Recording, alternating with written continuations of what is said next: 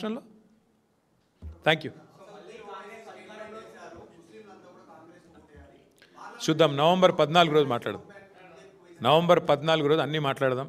ఎవరు చెప్తే ఏం జరుగుతుంది, తర్వాత ఎవరి జాతకాలు ఎట్లుండబోతున్నాయి, ఎవరు ఎక్కడుండబోతున్నారు, 14 నవంబర్ రోజు మాట్లాడదాం.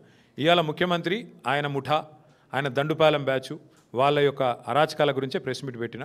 రాజకీయాలు, మిగతా విషయాలు, ఎన్నికలు మంచిగా సావధానంగా మళ్ళీ మాట్లాడుకోవడానికి బోలెడు సందర్భం ఉన్నదే చెప్పిండు. ఖార్గే గారు పెద్ద మనిషి, ధన్యవాదాలు. వారు గుర్తించినందుకు హృదయపూర్వకంగా వారికి మా అభినందనలు. ఇలాంటి దావుద్ ఇబ్రాహీం తమ్ముడికి నువ్వు సీట్ ఇస్తేవి, ఇచ్చి కూర్చోబెట్టి తర్వాత నువ్వు మరి మళ్ళీ అధికారంలోకి రావాలంటే ఏడికెళ్ళి వస్తుంది? నెక్స్ట్ గిట్లే ఉంటుంది. ఇలా ఇందిరమ రాజ్యం లేదు, ఇక్కడ మాఫియా రాజ్యం నడుస్తుంది.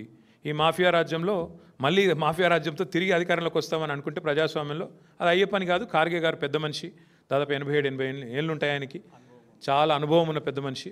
వారికి హృదయపూర్వకంగా మా అభినందనలు, వాస్తవాన్ని గుర్తించినందుకు, గుర్తెరిగినందుకు, అంగీకరించినందుకు. ఎక్కడ నేనేమంటున్నా భాయ్ సాబ్, ముఖ్యమంత్రి ఇంటెన్కనే తుపాకులు పట్టుకొని తిరుగుతున్నారు. గట్కేశారు, పిట్కేశారు, ఏం పాడైందల్లా. ముఖ్యమంత్రి ఇంటెన్క సెటిల్మెంట్లు అవుతున్నాయి, తుపాకులు నెత్తులకు పెడుతుర్రు. ఇక దాని గురించి దిక్కులేదా అంటే నువ్వు గట్కేసర్లు అయింది, పిట్కేసర్లు అయింది. ఏం చేద్దాం? రాష్ట్రం మొత్తంలో డే లైట్ రాబరీలు అవుతున్నాయి. చందానగర్లో మొన్న జ్యువెలరీ షాప్ మీద పడి డే లైట్, అక్కడ డే లైట్ రాబరీలు అవుతున్నాయి. ముఖ్యమంత్రి ఇంటెన్క కూడా డే లైట్ సెటిల్మెంట్లు అవుతున్నాయి. గంతే తేడా, ఏం లేదు. ఆడ చిన్న దొంగలు, ఇక్కడ పెద్ద దొంగలు, అంతే కదా, ఏమున్నది? Thank you. దొంగల ముఠా మళ్ళీ కూర్చుంటుంది, ఏమనాలి అంతకంటిగా. జరుగుతున్న వ్యవహారాల మీద మా పార్టీ తరపున మా అభిప్రాయాన్ని చెప్పడానికి, అట్లాగే కొన్ని డిమాండ్స్ చేయడానికి ఈరోజు మిమ్మల్ని అందరినీ, ప్రజల్లో సైతం తెలంగాణ రాష్ట్రంలోనే కాకుండా తెలుగు భాష మాట్లాడేవారు ప్రపంచంలో ఎక్కడ ఉన్నా సిగ్గుతోని తలదించుకునేంత దౌర్భాగ్యమైన వ్యవహారం ఇవాళ తెలంగాణ రాష్ట్రంలో ముఖ్యంగా ప్రభుత్వ పెద్దల నిర్వాకం వల్ల ఎక్కడ ప్రపంచంలో తెలుగువారున్నా తలదించుకునే స్థాయిలో, సిగ్గుపడే స్థాయిలో జరుగుతున్న వ్యవహారాల మీద మా పార్టీ తరపున మా అభిప్రాయాన్ని చెప్పడానికి, అట్లాగే కొన్ని డిమాండ్స్ చేయడానికి ఈరోజు మిమ్మల్ని అందరినీ ఇక్కడికి ఆహ్వానించడం జరిగింది. వరుసగా జరుగుతున్న ఈ పరిణామాలు ఏవైతే ఉన్నాయో నిజంగా కూడా చాలా ఆందోళనకరంగా, చాలా బాధాకరంగా, తెలంగాణ ప్రతిష్టను దెబ్బతీసే స్థాయిలో ఉన్నాయి. ముఖ్యమంత్రి మంత్రుల మధ్యన పంపకాల విషయంలో వచ్చిన పంచాయతీలు ఇవాళ రాష్ట్ర పరువుని, రాష్ట్ర ప్రతిష్టని నడి బజార్లో నించోబెట్టి తెలంగాణ అంటే ఇదా అనే స్థాయిలో మన పరువు పోయే విధంగా వీళ్ళ వ్యవహారాలు ఉన్నాయి.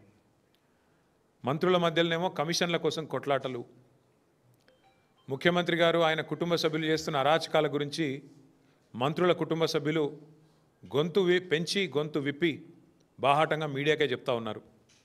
మరొక వైపు పారిశ్రామికవేత్తల తలకి తుపాకీ పెట్టి బెదిరింపులు, దౌర్జన్యాలు, గూండాగిరి, రౌడీయిజం. ఇక ఇవన్నీ చాలన్నట్టు ఇవాళ కొత్తది ఇంకోటి. చివరికి తమ మాట వింటలేరని చెప్పి ఐఏఎస్ అధికారులను కూడా బలి పశువులు చేసే స్థాయికి ఇవాళ రాష్ట్ర ప్రభుత్వ వ్యవహారం ఉన్నది.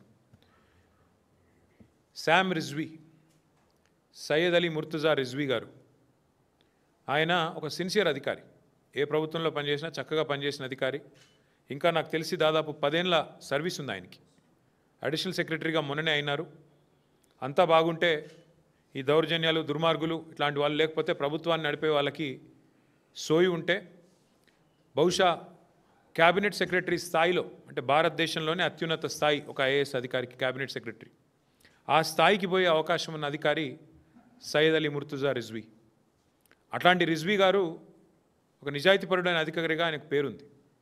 అట్లాంటి రిజ్వీ గారు కూడా ఈరోజు దాదాపు 10 ఏళ్ల సర్వీస్ ఉండగానే వాలంటరీ రిటైర్మెంట్ తీసుకునే స్థాయికి వచ్చింది.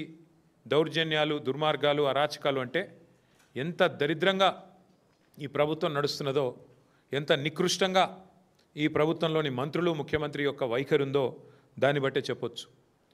ముఖ్యమంత్రి గారి అల్లుడికి ఓ టెండర్ కావాలంట ఎక్సైజ్ డిపార్ట్మెంట్లో.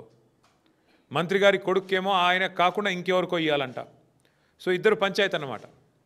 ముఖ్యమంత్రి గారి అల్లుడు, మంత్రి గారి కొడుకు. 500 కోట్ల టెండర్ పంచాయతీ ఇది. ఈ టెండర్ పంచాయతీలో మధ్యలో నలిగిపోయిన రిజ్వీ గారు ఇవాళ 10 సంవత్సరాల తన సర్వీస్ను వదులుకొని నాకు వద్దు ఈ దౌర్భాగ్యపు ప్రభుత్వం, ఈ దౌర్భాగ్య పరిస్థితి అని చెప్పి రాజీనామా చేసి వారు వాలంటరీ రిటైర్మెంట్ పెట్టుకొని తప్పుకునే పరిస్థితి వచ్చింది. వాలంటరీ రిటైర్మెంటు ఆయన పెట్టుకుంటే, అప్లికేషన్ పెట్టుకుంటే ఇది బయటికి ఎట్లా వచ్చింది వ్యవహారం మొత్తం కుంభకోణం అంతే. మంత్రి గారు జూపల్లి కృష్ణారావు, ఎక్సైజ్ మంత్రి, ఆయన ఈ ఉత్తరం రాసిండు. ఏమని? ఈయన అధికారి, ఐఏఎస్ అధికారి గారు పెట్టుకున్న వాలంటరీ రిటైర్మెంట్ను ఆమోదించవద్దు, ఆయన మీద ఎంక్వైరీ చేయాలి, నేను చెప్పినట్టు వినలేదు, ముఖ్యమంత్రి చెప్పినట్టు విన్నాడు, ఆయన అల్లునికి వచ్చింది, నా కొడుకు రాలేదు అని చెప్పి ఆ అధికారి మీద కక్ష తీర్చుకోవడానికి మంత్రి గారు రాసిన ఉత్తరం అధికారిని చివరికి తన వాలంటరీ తీసుకునే, రిటైర్మెంట్ తీసుకునే పరిస్థితి తెచ్చింది. తప్పుడు పనులు చేయమని అధికారులను ఈ రకంగా వాళ్ళని అవమానిస్తూ చివరికి వాళ్ళు విలువైన ఐఏఎస్ అంటే, ఐపీఎస్ అంటే ఈ భారతదేశంలో అత్యున్నత స్థాయిలో ప్రభుత్వంలో ఉండే కొలువులు, మరి వారిని కూడా ఈ రకంగా వేధించి మంచి అధికారులను కూడా పారిపోయేటట్టు చేసే ఒక అరాచకపు దండుపాలెం ముఠా అని మొన్న హరీష్ రావు గారు అంటే దాని మీద ఒకరిద్దరు మంత్రులు మాట్లాడినారు. ఎస్, ముమ్మాటికి ఇది దండుపాలెం ముఠానే, ఈ రాష్ట్రాన్ని నడుపుతున్నది దండుపాలెం ముఠానే. దానికి నాయకుడు రేవంత్ రెడ్డి. ఆయన నాయకత్వంలో ఇన్ని అరాచకాలు మీరు ఆలోచన చేయండి. ఆయన చివరికి నేను ఈ మంత్రి, ముఖ్యమంత్రి బాధ నాకెందుకని చెప్పి అధికారి తప్పుకొని పారిపోయే పరిస్థితి. పారిపోతుంటే ఆయన పారిపోనియొద్దు, నేను చెప్పినట్టు చేయలేదు కాబట్టి ఆయన మీద విచారణ జరిపించాలని ఇక మంత్రి గారు ఇంత పెద్ద ఉత్తరం రాసిండు. అంటే ఇంత అరాచకం ఈ ప్రభుత్వంలో ఈరోజు నడుస్తూ ఉంది. గతంలో కూడా మనం చూసినాం కాంగ్రెస్ ప్రభుత్వంలో. గతంలో ఉన్న కాంగ్రెస్ ప్రభుత్వంలో ఆనాడు కూడా ఇట్లాగే అధికారులు మరి అప్పుడున్న ప్రభుత్వాలు చెప్పినట్టుగా చేస్తే చివరికి వాళ్ళు జైలుకు పోయినారు. ఇప్పుడు కూడా నేను చెప్తా ఉన్నా, ఈరోజు అధికారంలో కాంగ్రెస్ ఉన్నది. ఈరోజు అధికారంలో ఉన్న కాంగ్రెస్ పార్టీ ఇష్టం వచ్చినట్టు ఏదైతే వ్యవహారాలు చేస్తున్నదో నేను అధికారులకు అపీల్ చేస్తూ ఉన్నా, అధికారులకు విజ్ఞప్తి చేస్తూ ఉన్నా. ఇవాళ రిజ్వీ గారు చివరికి వాలంటరీ రిటైర్మెంట్ తీసుకునే పరిస్థితి వచ్చింది. మీరు రేవంత్ రెడ్డో లేకపోతే ఇంకో మంత్రో వాళ్ళు చేసే అరాచకాలకు వత్తాసు పలికితే, వాళ్ళు చేసే అన్యాయాలకు మీరు అండగా నిలిస్తే తప్పకుండా మీకు కూడా శిక్ష తప్పదు, దయచేసి జాగ్రత్తగా ఉండండి అని చెప్పి అధికారులకు కూడా నేను విజ్ఞప్తి చేస్తూ ఉన్నా. అట్లాగే మేము ఇంకో మాట కూడా నేను చెప్తా ఉన్నా, వాళ్ళ అధికారులు కూడా భయపడుతున్నారు. వీళ్ళు చేసే అరాచకాల్లో, ఈ పాపాలల్లో మాకు భాగస్వామ్యం వద్దు, మేము ఉండము అని చెప్పి దండం పెట్టిపోయే పరిస్థితి అధికారులకు కూడా వచ్చింది. వీళ్ళ వాటాల పంచాయతీలో మాకెందుకు, ఈ మూటల కొట్లాటలో మేమెందుకు తలదూర్చాలని చెప్పి అధికారులు పారిపోయే పరిస్థితి వచ్చిందంటేనే, సీనియర్ బ్యూరోక్రాట్లు కూడా నలిగిపోతున్నారంటేనే ఎంత దరిద్రంగా ఈ రాష్ట్రంలో ప్రభుత్వం ఉందో, పరిపాలన ఉందో దాన్ని బట్టే చెప్పొచ్చు. అవినీతి విలయతాండవం చేస్తూ ఉంది వాళ్ళ రాష్ట్రంలో. అక్రమాల్లో వీళ్ళ అక్రమాలు